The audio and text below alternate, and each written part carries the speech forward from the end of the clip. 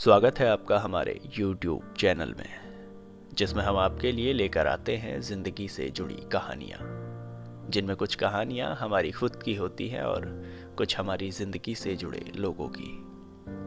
कुछ कहानियाँ काल्पनिक होती हैं, मगर वो कहानियाँ किसी न किसी व्यक्ति के जीवन से अवश्य ही ताल्लुक़ रखती होंगी। तो चलिए अनकहे ख्वाब सीरीज को आज आगे बढ़ाते हैं और बात करते हैं अल्मोड़ा की। वैसे अल्मोड़ा से यादें तो बहुत जुड़ी हैं और इस सीरीज़ की अल्मोड़ा कहानी के पहले भाग में हमने जिक्र भी किया था कि कैसे हम अल्मोड़ा पहुँचे और कैसे वहाँ शुरुआत हुई हमारी कॉलेज लाइफ की।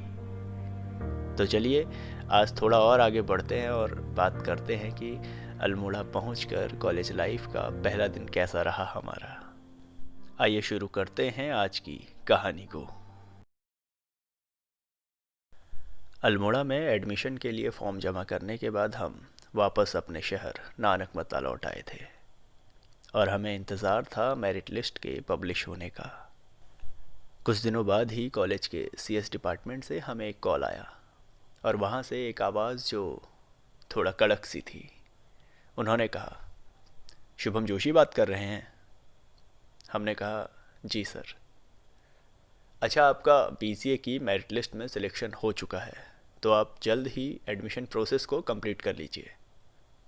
हमने कहा, ओके सर, और धन्यवाद कहकर फ़ोन रख दिया। वहाँ फ़ोन रखकर सबसे पहले हमने अपने माँ पापा को बताया कि कॉलेज से कॉल आया था और BCA में एडमिशन के लिए सिलेक्शन हो चुका है हमारा। माँ पापा खुश थे, मगर शायद एक टेंशन भी कि कैसे होगा आगे सब कुछ।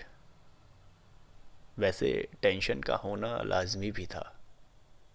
एक मिडिल क्लास फैमिली के लिए छोटी छोटी चीज़ें भी बहुत मायने रखती हैं। कुछ दिनों बाद हम हमारे मित्र राजेंद्र के साथ अल्मोड़ा आ गए। राजेंद्र को प्यार से सब राजू कहकर बुलाते हैं, तो हम भी उसे प्यार से राजू ही कहने लगे। स्वभाव से सरल राजू और हम दोनों ने 12वीं की परीक्षा साथ ही उत्तीर्ण की थी। 12वीं के बाद दोनों ने साथ ही अल्मोड़ा से कॉलेज में एडमिशन के लिए फॉर्म डाला था और फिर एडमिशन की प्रोसेस को पूरा करने के लिए भी अल्मोड़ा को साथ ही निकल पड़े।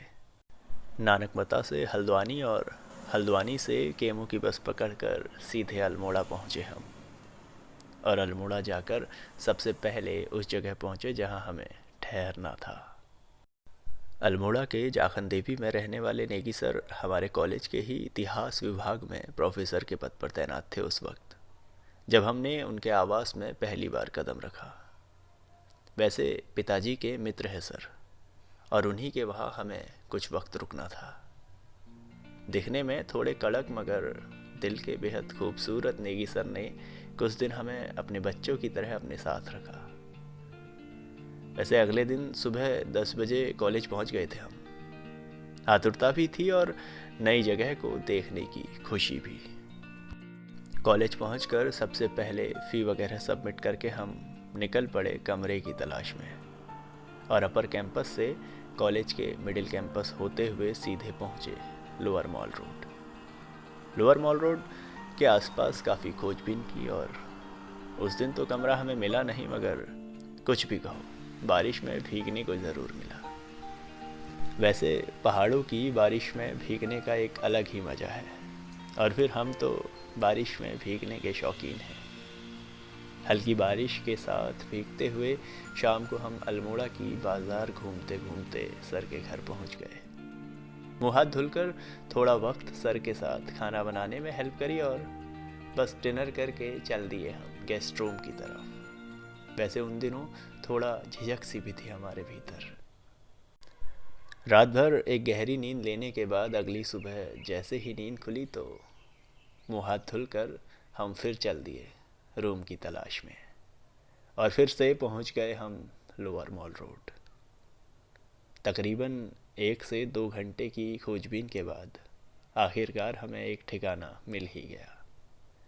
1200 रुपये प्रतिमाह पर वह कमरा हमारे लिए कुछ बुरा भी नहीं था। वैसे आप भी कभी घर से बाहर निकले होंगे पढ़ाई के लिए, तो अपने उन अनुभवों को कमेंट के ज़रिए हम संग साझा ज़रूर कीजिएगा।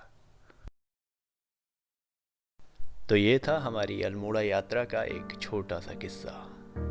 बाकी फिर मिलते हैं आपसे इस सीरीज़ के अगले भाग में जल्द ही, जिसमें होंगी अनेकों रोचक कहानियाँ जो कि सत्यता पर आधारित होंगी। तब तक के लिए अपना ख्याल रखिएगा। शुक्रिया।